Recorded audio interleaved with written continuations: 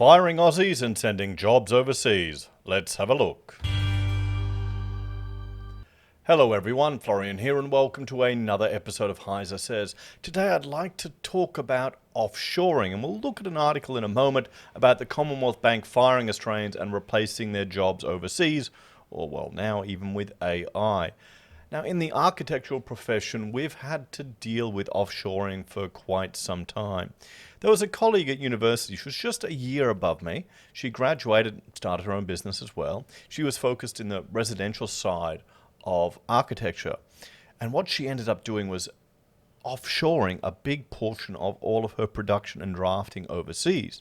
So I'd be talking to her staff, and in architecture, you'd often hire students while they're studying who'd be working up, and they'd really cut their teeth on your jobs, on projects. This is how you'd learn. When I was a student, I would work 4 days in an office, 1 day at university. It's fantastic. You'd get a lot of real world experience because you were working and you could earn money and only ever date architecture girls. Life was good. But talking to her staff, what had happened was because she had all this drafting sent overseas, all they would be doing would be markups. They'd be redlining, marking up mistakes on this work done by architects maybe, or draftees, or just technicians offshore. Now, the challenge with that is you've got people who are working overseas with completely different construction requirements and construction technology, usually the same drafting packages, but different drawing and drafting standards. Here in Australia, you've got a particular standard for architectural drafting. I don't think it's been updated in forever. But the conventions are different. Even the swing, how you represent a door swing is different in other parts of the world, let alone different units. If you're designing in America compared to Australia, I had one job, we had to do it in foot and inches. It was a nightmare. But her draftees, her students, they were just marking up, so they weren't learning those skills of actually having to document something yourself thoroughly, learning how to problem solve, doing drawings so you can coordinate different parts of information and bring it together. Now in residential, you could, she did it, she was saying, to keep the costs very low. To keep her costs low, because resi is that type of sector where to compete she needed to keep prices low. And then I worked for a few others as a student. I worked for one large firm here in Brisbane. What they did is they actually had Vietnamese students coming over here. They would embed them in the office so they would learn the skills. They'd work here and then go back there and work again to increase their drafting capacity. And so it's something I've dealt with and encountered many times. I tried to do it once, I think for Fiverr. I used, there's two approaches. You can either go to these online recruitment or marketplaces, Fiverr and that type of stuff. I've used it for Visual Basics coding and things like this, which I've now completely replaced the need for that with Copilot because it's faster. And for the architectural stuff, I kind of don't trust it. Honestly, it's not that cost effective for how slow they take and the time frames and those type of issues. I mean, maybe we should have back in the day, but we would train people up and have our own staff. But then you also have all the issues of having to deal with that, deal with the staff, all the HR, all the superannuation, all the politics, all the bullshit. We had one person we hired on, and he would bully the other younger staff members. Now, with the recent law changes, as the employers, if we hadn't have dealt with that, if we hadn't have addressed that issue, we'd be legally responsible for it. So that's why you're seeing all these signs everywhere now that these businesses don't tolerate any negative verbal or threats towards their staff, which is reasonable. It's just sad that we need to get to that point. It really is.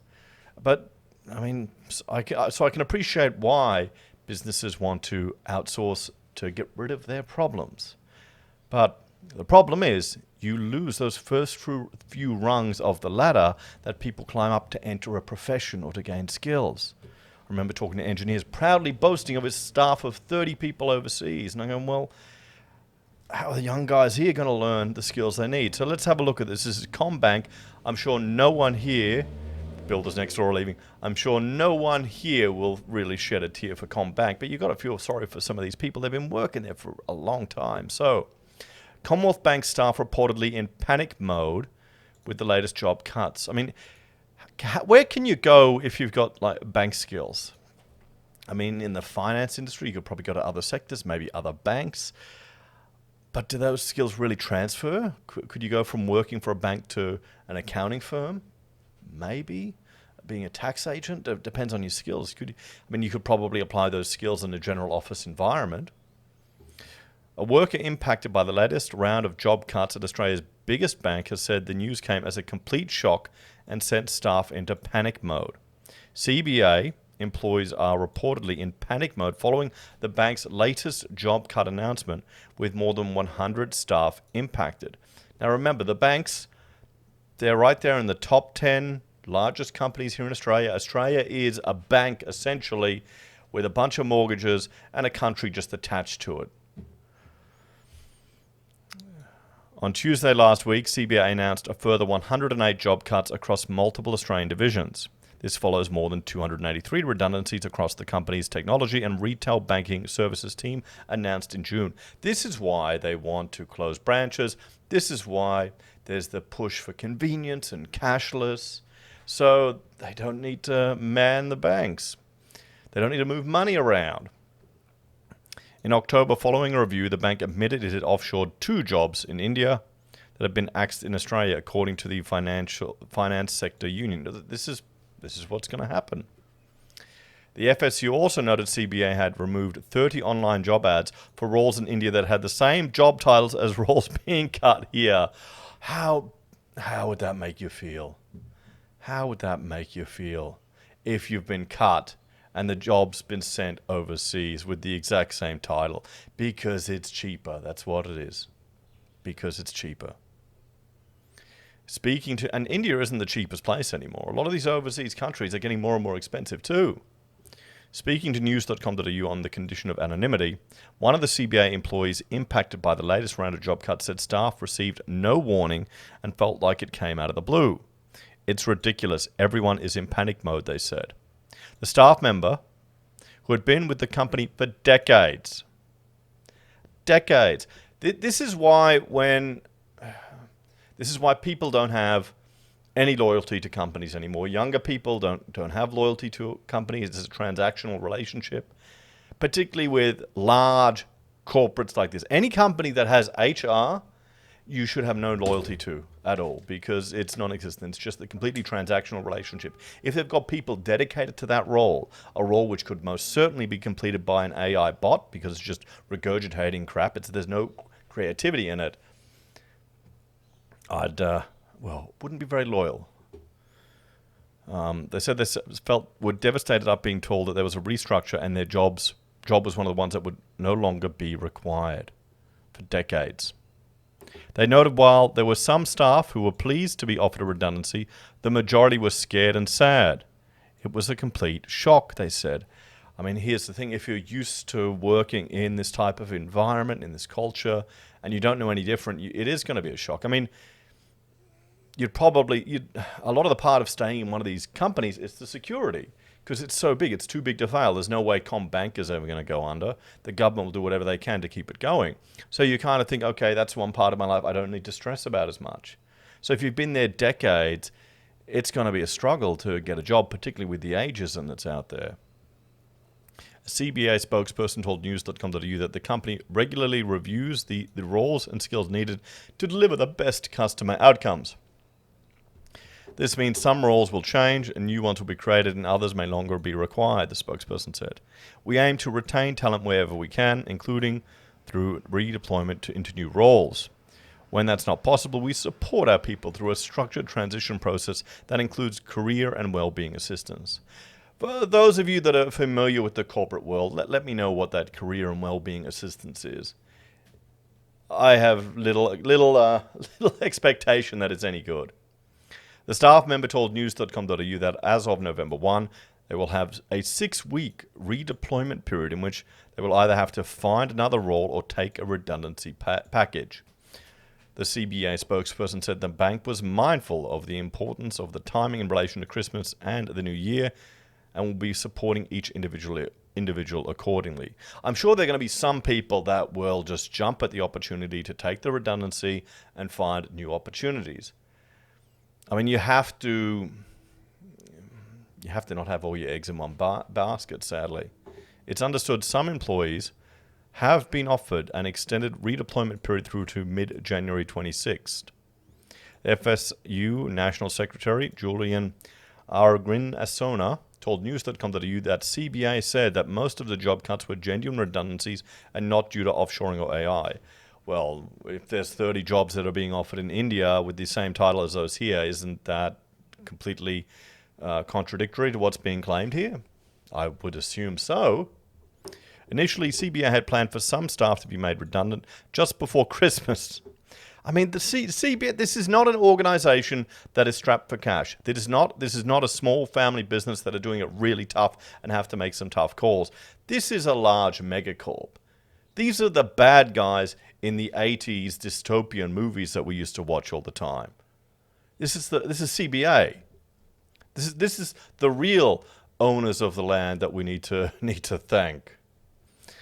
However, the SFU has pushed back on this strongly, and CBA has agreed to delay the redundancies to January. She said, "Yeah, I mean that's sensible." But then again, what's the job market out? I'm just thinking construction sector. January is usually a bit quiet sometimes. Australian employment numbers at CBA have decreased by 3% since 2022. In contrast, employment numbers at CBA India have increased by a massive 138% since 2022. So, I mean, there you go. I mean, India's a growing market, guys. We have to service it. Commonwealth Bank of Australia. How many of those people are doing jobs that could be done here? But it's cheaper there. Cost of living is cheaper there. CBA ranked in $10 billion in profit, yet continues to cut Australian jobs when they can well afford to commit to secure local jobs. Workers and customers deserve better from Australia's biggest bank. The bank held its AGM in Brisbane last week, during which the FSU pressed CBA to deliver real transparency on its AI and offshoring strategy. Now, I mean, there you go. I mean, if your job can be replaced by AI, you need to look at what else is out there where you can develop unique skills that give you an advantage. And there's one gentleman that keeps asking me to look at AI and architecture, and I'll do a video on it when I get time, but it is useful for writing code. It's useful for going through documents. None of the tools for it to use to generate plans or concepts are useful for me. They could be useful for someone who wants to brief an architect, to kind of say, this is kind of what we want here or here. But that's no different to someone cutting out a magazine or drawing a little sketch to convey their ideas. It still needs to be turned into something real and massaged. So, during the meeting, former CBA employee and FSU member, Catherine Sullivan, confronted bank executives over a recent wave of AI redundancies. She was one of the 45 people who were made redundant in July in what was the first job cuts directly attributed to an Australian company's undertake of AI. Ms. Sullivan, who had worked at the company for 25 years, said she had no idea her work developing scripts and testing responses for the chatbot Bumblebee would put her out of a job.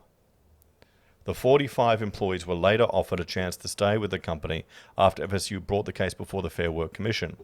On Wednesday, Ms. Sullivan noted that not all jobs that were offered back were the same job that these people had been made redundant from. Yeah, because they don't need you anymore in that job. A chatbot, how much of it is just scripted bullshit that they put out towards you? Perhaps this is you've got a whole generation that's too scared to use a bloody phone now. I just wanted to know what specific measures, if any, have been in place now to safeguard current staff from having their roles displaced by AI and also offshoring. They wouldn't have any. This is their goal, is to reduce their costs and maximize their profits. Which is the friendly bank, the Bendigo Bank? Is that still a popular one? Can you please outline with guardrails you have or policy that have been introduced to support job security and transparency in this period of technological change? Commonwealth Bank Chairman Paul O'Malley said that the bank had made a mistake in its assessment that 45 roles were no longer required. We didn't adequately consider all the relevant business considerations, and I think that's been communicated, he said. We have to be very thorough in the way we support our people. We do have to make changes in the business from time to time. That's inevitable. We've addressed these learnings from those situations. Future processes are baked in such a way that the risk of happening is very much mitigated. Chief Executive Matt Comyn also addressed Ms. Sullivan, noting that when the bank makes changes to technology, it is on them to engage appropriately and determine whether any roles will be impacted. In this particular instance, when we did that assessment, we incorrectly estimated the demand for those roles going forward. We basically incorrectly calculated that those roles wouldn't be required, whereas indeed they were required. Okay, so they stuffed up, but they still are going to get rid of jobs. He said the way a company engages with employees and how they try to develop and retain as many of those skills as we can will be a priority moving forward. Let's chat about this one, guys. It's inevitable. These businesses are going to try and minimize the staff they have to deal with. And part of the reason for that, frankly, is that dealing with staff and all of the laws and requirements are very onerous. They're expensive. They're painful. They're frustrating. Any small business person here in Australia can attest to the challenges of running a business here in Australia. It's almost as if you're fighting the government to actually run a business and create opportunities for people here. So the more onerous requirements you put on businesses, that frankly some of the larger corpos are pushing for too, because they want to crush any small competition they have, the less opportunities you'll create. What do you think? I'm concerned that people don't realize where this is all heading. You need to not trust these big organizations to have you back. I mean, think about it. You've been made redundant there. Would you want to go back if they offered you a job again? Would you trust them? They don't give a shit about you. None of them do. And whenever the most worrying thing you can get from any corpo is, we're like a family. Take care, guys. I'll see you next time. Bye for now.